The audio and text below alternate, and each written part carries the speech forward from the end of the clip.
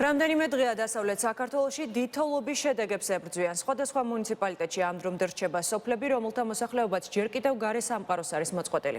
ერთ-ერთი ყველაზე რთული ვითარება გურიაში იყო, სადაც ამ დროისთვის თითქმის სრულად არის გაწმენდილი ცენტრალური გზები, თუმცა პრობლემებია კომუნალური სერვისების მიწოდების კუთხით. ბოლო მონაცემებით რეგიონის მასშტაბით ბუნებრივი აირი 170 ოჯახს არ მიეწოდება. ელექტროენერგიის გარეშე კი 110 აბონენტია. ნათია ქენქაძე და დავით სირიკიძე მუშაობენ გურიაში, მათ ბევრ ისეთ სოფელში მოახერხეს მისვლა, სადაც დიდთოვლობის გამო გადაადგილება ფაქტობრივად შეუძლებელი იყო. ნათია, მოგესალმებით, საინტერესოა სად იმყოფები ახლა და ზოგადად როგორ მიმდინარეობს სალიკვიდაციო სამუშაოები. ჩვენ ახლა უკვე ვიმყოფებით ოზურგეთში, იქ სადაც განთავსებული არის საკოორდინაციო შტაბი, რომელიც სტიქიის პირველივე დღეებიდან მუშაობდა და რომელსაც პრემიერ-მინისტრი ხელმძღვანელობს. ახლა რეგიონში ვითარება არის სტაბილური და შეიძლება ითქვას, რომ შედარებაც კი შეუძლებელია 10 დღის წინ არსებულ მდგომარეობასთან. ცენტრალური გზები თითქმის ყველა დასახლებულ პუნქტამდე არის გაწმენდილი, რამდენიმე სოფელი რჩება, სადაც ცენტრალური გზის გაწმენდა ამ დრომდე ვერ მოხერხდა და ეს პროცესი ახლა მიმდინარეობს და პარალელურად იწმინდება შიდა საუბნო გზებიც, რაც ბუნებრივია ძალიან მნიშვნელოვანია იმ მოსახლეობისთვის, რომელიც ცენტრიდან მოშორებით ცხოვრობს და მათ ამ დრომდე უნარჩუნდებათ ავტომანქანების გადაადგილების შეზღუდვა სრულადან ნაწილობრივ. ბევრი დაზიანებული სახლი ვნახეთ ჩვენ გურიის სხვადასხვა სოფელში, ამის შესახებ ინფორმაცია გამგეობებს ბუნებრივია აქვს, თუმცა ზარალის დეტალური აღწერა ჯერ არ დაწყებულა, ეს დაიწყება მას შემდეგ, რაც სტიქიის სალიკვიდაციო სამუშაოები უკვე სრულად იქნება შესრულებული. უმძიმესი 10 დღე გადაიტანა გურიის რეგიონმა 20 თებერვალს დაწყებულ თოვას პირველივე დღეებში მოყვა პრობლემები დასახლებულ პუნქტებში, გადაადგილების პრობლემა პირველ რიგში და შეიძლება ითქვას, რომ გურიის მასშტაბით არ დარჩენილა დასახლება, სადაც ეს პრობლემა სრულადან ნაწილობრივ არ შეიქმნა. პირველივე დღეებიდან მიმდინარეობდა გზების გაწმენდის პროცესი, თუმცა ამ პროცესს აფერხებდა მუდმივი თოვა, რადგან გაწმენდილ გზებზე ხელახლა ხდებოდა ტექნიკის მობილიზება. საჭირო და საბოლოოდ რამდენიმე არაერთი დასახლებული პუნქტი, ათეულობით დასახლებული პუნქტი სრულად მოწყდა გარე სამყაროს, გაითიშა ელექტროენერგია, ინტერნეტი და ამან შექმნა უკვე კომუნიკაციის პრობლემა. სწორედ ეს იყო ერთ-ერთი ყველაზე დიდი საწუხარი, როგორც დაზარალებულებისთვის, ასევე ახლობლებისთვის სტიქიის პირველ დღეებში, რომ ისინი ვერ ახერხებდნენ კომუნიკაციას და ინფორმაციის მიღებას რა ხდებოდა კონკრეტულ დასახლებულ პუნქტში. იყო გრევა, სამწუხაროდ ერთ შემთხვევაში ამ გრევას მოყვა მსხვერპლი და კომუნიკაციის პრობლემა, როგორც გითხარით. ეს პრობლემები ნაწილობრივ თითქმის სრულად უკვე ახლა რეგიონის მასშტაბით არის აღმოფხვრილი. დღეს უკვე ჩვენ ვესაუბრეთ სხვადასხვა სოფელში მოსახლეობას, ისინი ამბობენ, რომ ახლა მათი მთავარი საზრუნავი არის, რომ დროულად გადმოთოვლონ ნაგებობები, როგორც სახლები, ასევე დამხმარე ნაგებობები, რათა თოვლის სიმძიმემ ისინი არ დააზიანოს, რადგან მსგავსი არაერთი შემთხვევა მათ სოფელში უკვე დაფიქსირდა. კომუნიკაციები, როგორც აღნიშნეთ, უკვე თითქმის აღდგენილია და მინიმუმამდეა შემცირებული იმ აბონენტების რაოდენობა, ვისაც ბუნებრივი აირი თუ დენი არ მიეწოდება.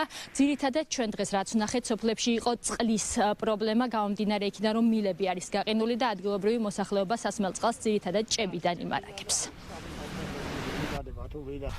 იქიდან შეგვაწუხა, რა თქმა უნდა, ხელათვული ჯერ გურიაში არ ქონია, მაგრამ თავისთავად მოხერხდა ისეთი სამუშაოები ჩატარდა, რომელმაც გზები რაც მთავარია აღდგინა და რავი, აქეთ სოფლებში უფრო მეტი იყო რა სტიქია. თოვლმა პატარა შეგვაწუხა 85 წელს მერე ამ ფერეთოვლი არ ყოფილა. მაშველების მოხალისეების დახმარება დაგჭირდათ?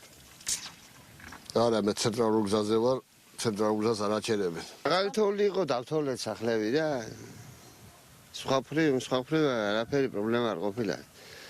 თოლავდნენ გზას, აღავდნენ, გამოღავდნენ, არ ვიცი, ყველაფერს აკეთებდნენ. თქვენი სოფელი არ ყოფილა ჩაკეტილი? არა, ჩაკეტილი არ ყოფილა. გაზისა, დენისა და წყალისა და ვიტრაფშია. როგორ გადაიტანეთ ის რთული დღეები უკვე? არა უშავს. საშუალოდ. ნორმალური სიტუაცია ძალიან სწრაფად მოვიდა თოვლი საერთოდ. ძალიან სწრაფად მოვიდა თოვლი ერთ ღამეში დაახლოებით მეტრომდე, 80 სანტიმეტრიდან მეტრომდე მოვიდა და ასე უცებ ახლა მთლიანად ყველაფერი გაწმინდონ, რა ვიცი. ყველაფერს აკეთებენ, რა ვიცი, როგორც შეუძლიათ ის. სახლები დაზიანებული კი არის, ხო, რამოდენიმე, მაგრამ ისეთი სერიოზული ძალიან რაღაც ჯერჯერობით არაფერი არ არის ახლა. როგორც ასეთი, ახლა რაც შეეხება სამუშაოები ნამდვილად იყო და მე პირადად რომ დამჭირდა ორი მცირემწლოვანი შვილი მყავს 8-10 წლის, ჩამოვედი ცენტრში, ჭიროდა რაღაცა პროდუქტი ბავშვებისთვის, დამხდენ ჯარის ბიჭები, საიდ მიგზანდები ბატონო, მეთქი ეგეთი პრობლემა მაქვს და ჩამისვენ ხალხმა მანქანაში, ჩამიყვანა ბოლომდე.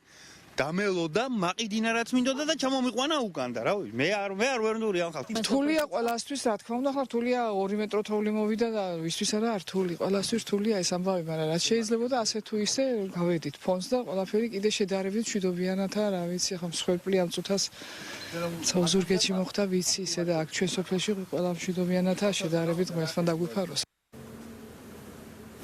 პირველივე დღეებიდან სტიქიის სალიკვიდაციო სამუშაოებში ჩართული იყო ადგილობრივი ხელისუფლება და საგანგებო სიტუაციების მართვის სამსახური. შეიქმნა საკოორდინაციო შტაბი პრემიერ-მინისტრის ხელმძღვანელობით და 25 თებერვლიდან ამ პროცესს უკვე შეუერთდა თავდაცვის ძალებიც და დასავლეთის სარდლობა.